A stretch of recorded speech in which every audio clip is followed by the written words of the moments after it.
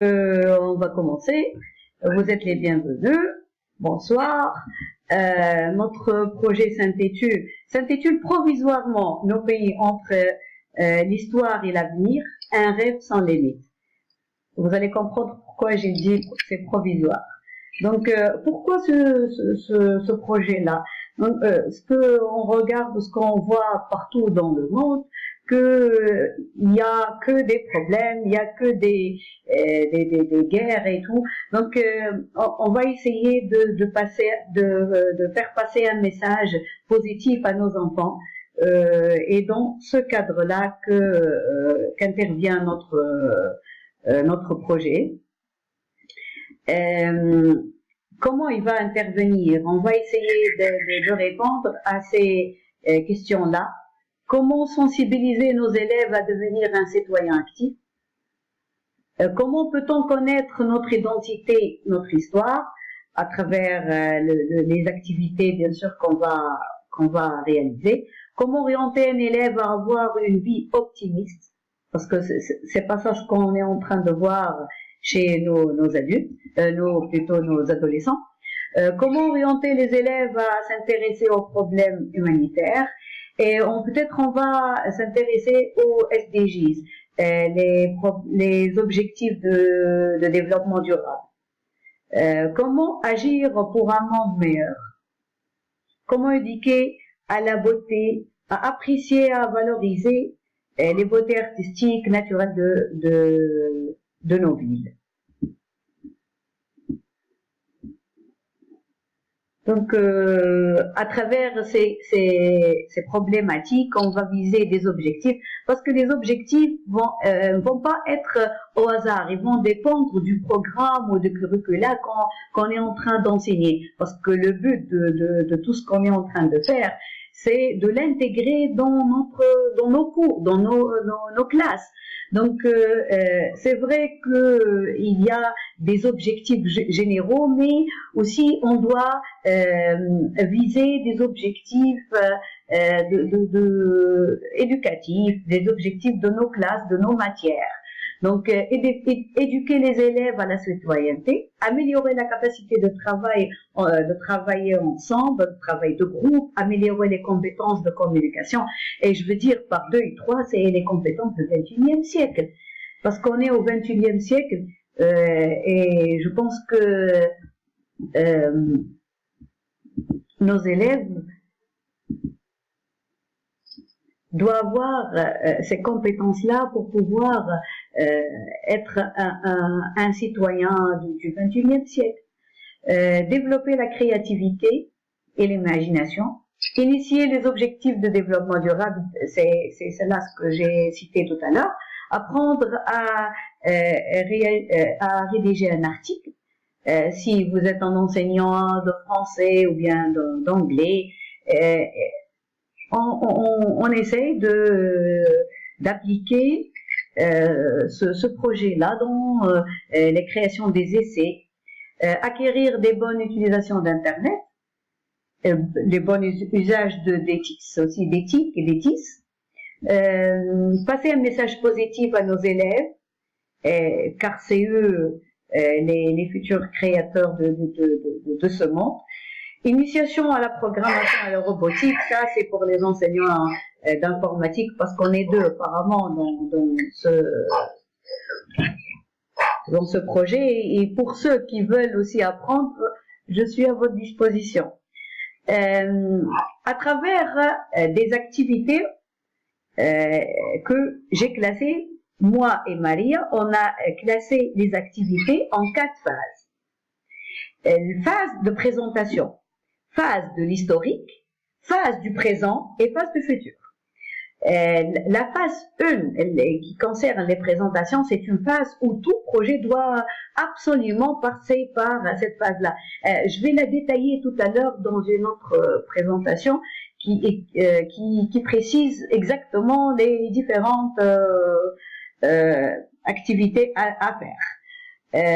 Les présentations des enseignants, des élèves, présentation des établissements, création de logos, échange postal et tout. La phase 2, qui concerne notre histoire, le passé. Comment on va présenter nos passés? Chacun va présenter le passé de son pays. Comment? L'histoire de son pays. C'est présenter l'historique du jeu traditionnel, par exemple, choisir un jeu traditionnel, comme la marelle par exemple. Ensuite, déduire un jeu débranché.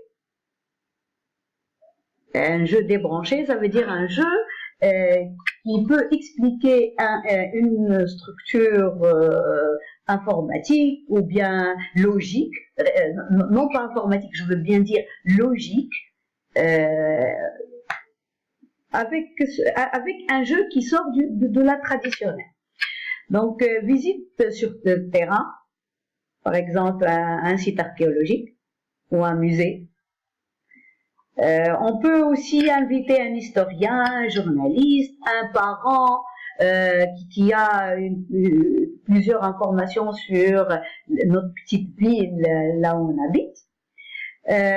Échange de recettes de plats traditionnels entre les pays membres du projet. On va s'échanger de recettes et chacun de nous va faire, celui qui peut, une séance de préparation de cette recette dans nos lycées avec nos élèves. Essayer de choisir une petite recette qui n'est pas trop difficile, que demande pas trop. Oui. Les habits traditionnels. Les vêtements traditionnels aussi. Oh oui, j'ai programmé les habits traditionnels tout à l'heure. Vous allez le voir tout à l'heure. La phase 3 qui présente le présent, ce qu'on est en train de vivre actuellement.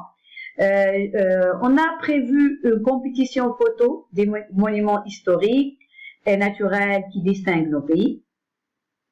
On voit par poste d'une plante aromatique séchée, ou bien un peu de sable, ou bien des parfums, des fleurs, de telle façon que chacun de nous crée une petite boîte de trésors de pays qui va la décorer avec des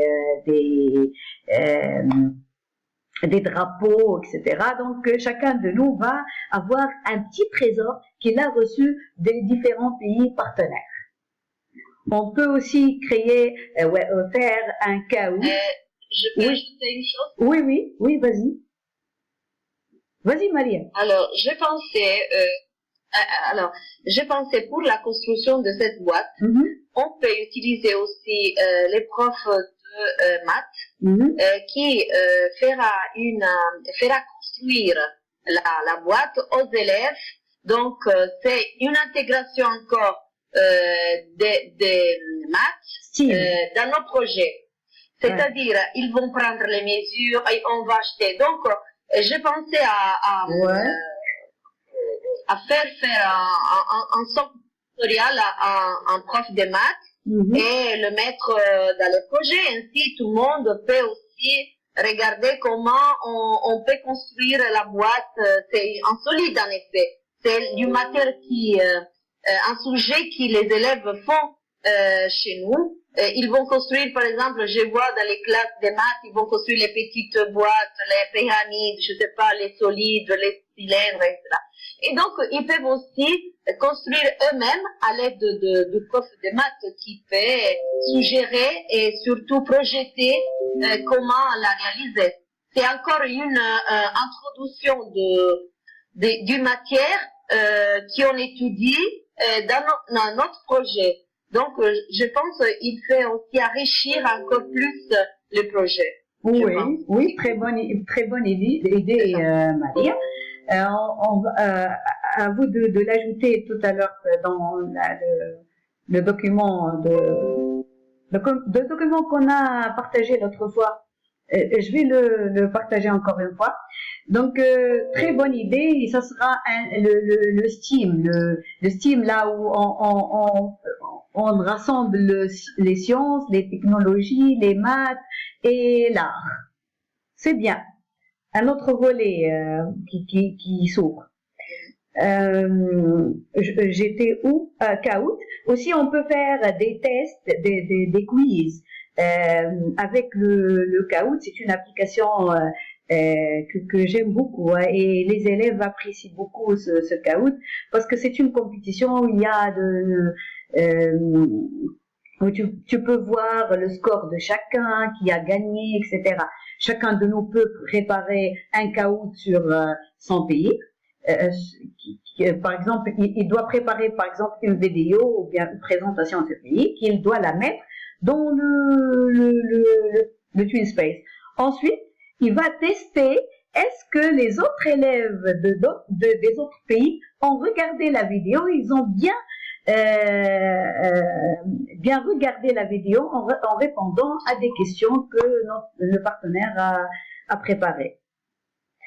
Voilà le point que chaque partenaire célèbre des fêtes nationaux dans son pays. Tout à l'heure, je pense que Sanem m'a demandé, et les habits traditionnels. Eh ben, les habits traditionnels, je les laissés, parce qu'en Tunisie, on célèbre les habits traditionnels. On a une journée pour célébrer les habits traditionnels. Donc, ce que j'ai pensé à faire, on fait une page là où chacun de nous insère les fêtes qui célèbrent pendant l'année scolaire. Par exemple, l'autre fois, notre partenaire Nézi nous a présenté des vidéos de Saint-Michel, je pense que ça s'appelle comme ça. Chacun de nous, s'il a une fête comme celle-là, il fait une vidéo, il insère ou bien une présentation en prédit ou bien l'outil qu'il veut. Les élèves, bien sûr, qui vont la faire, une padlet aussi d'images, et il l'insère. Comme ça, chacun de nous va connaître les différentes fêtes qu'on célèbre dans nos pays. Et les habits traditionnels, ça va entrer dans cette activité. Et enfin, la phase 4, la proposition futuriste. Tout à l'heure, dans les objectifs, on a dit que on doit former les élèves, et on doit les préparer à être les futurs déciseurs de demain. Donc, à demander comment vous voyez votre pays dans le futur. Comme ça, on peut la réponse peut être des créations en 3D, des essais en français, en anglais ou d'autres langues, des créations ou des simulations robots ou des robots. Marie, elle nous a proposé la création de chansons en ligne, qui sera un hymne, comment je dis, un hymne national, un hymne international, ou un hymne de projet. Un hymne de projet. Il y a un professeur, le professeur Mohamed, qui est aussi un compositeur et poète. Voilà. Le professeur qui n'arrive pas à se joindre à ce live, Mohamed, égyptien, qui a créé plusieurs hymnes pour une maison d'édition pour les élèves. Donc, il est un poète. Il peut aussi, après, créer une chanson, on peut la chanter tous ensemble avec nos élèves, pourquoi pas. Et donc, ils peuvent devenir aussi l'hymne de ce projet. Ouais. Parce que nous avons cette professionnalité ici. Un poète, un prof de français poète, c'est une valeur qu'on peut ajouter au projet. On peut la traduire en différentes langues et chacun la chante avec la langue de son pays. J'ai demandé, moi, personnellement, ce mercredi à mes élèves d'apporter leur matériel et on va commencer à composer ou à chanter des chansons déjà existantes. Voilà, la première présentation est terminée. Je pense qu'il y a, on a d'autres.